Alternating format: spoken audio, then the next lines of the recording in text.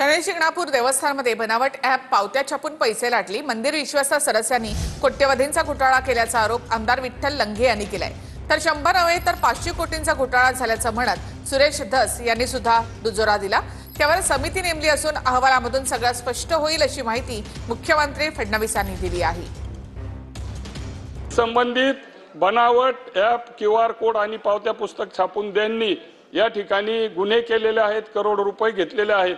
त्यांच्यावर कारवाई होणार का आणि नसली झाली तर फौजदारी स्वरूपाचे गुन्हे त्यांच्यावरती दाखल करून हा शनिदेवावरती चुकीच्या पद्धतीने जनतेमध्ये असलेला विश्वास बाजूला जातो आणि म्हणून आपण लवकरात लवकर निर्णय घ्यावा।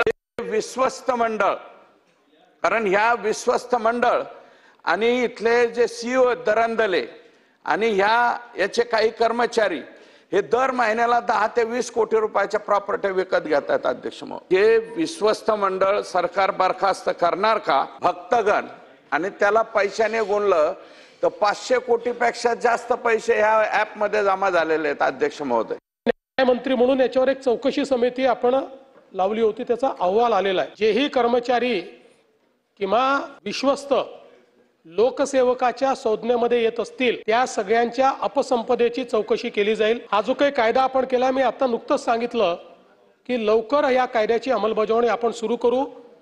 मात्र कायद्याची अंमलबजावणी केली म्हणून याने हे सुटून राहिले आहेत असं न करता पहिले यांना आवश्यक ती शिक्षा दिली पाहिजे, मग कायद्याची अंमलबजावणी